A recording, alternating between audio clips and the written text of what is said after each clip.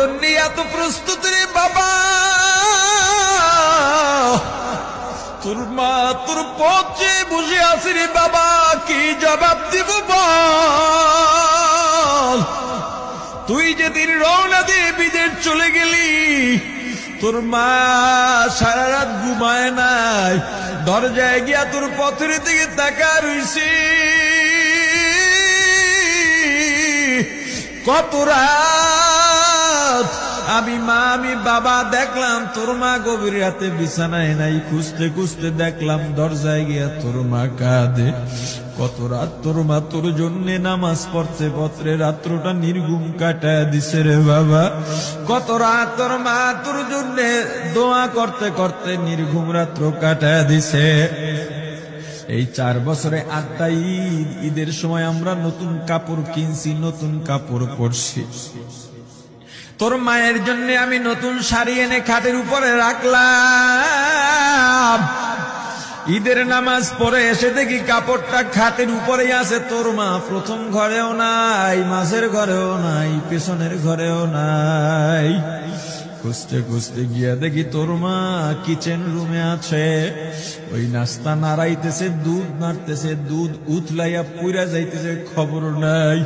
আমি তাকায় দেখলাম তোর মায়ের 2 চক্ষু দিয়া টপ টপ করে পানি পড়তেছে। ডাক দিয়া বললাম, ওরে বিবি, ঈদের দিনে তুমি কেন কাঁদো?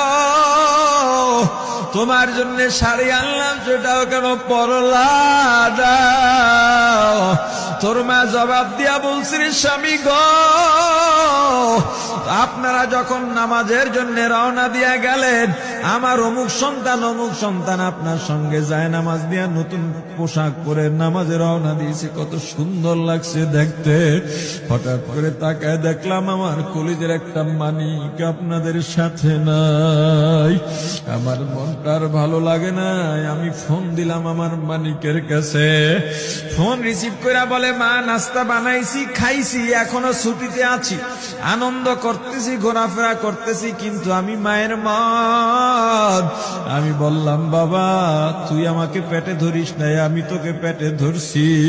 আমাকে খুশি রাখার জন্য কত কথাই না বললি, ঈদের টাকা পাঠাইলি, তোর টাকা দিয়া তোর বাবা জামা কিনছে, তোর ভাইরা জামা কাপড় কিনছে, তোর টাকা দিয়ে পরিশ্রমের টাকা দিয়ে আমার শাড়ি কিনছে, গহনা কিনছে, কিন্তু তোর পাশে আমি হাতুড়ের বাড়ির শব্দ কেন পাই? আমার সন্তান বলতে চায় না, পরে বলে, মাগো কাজ করতে আসছি, টাকা নিয়ে কাজ করি, ঈদের দিনেও আমাদের ছুটি দেয় না।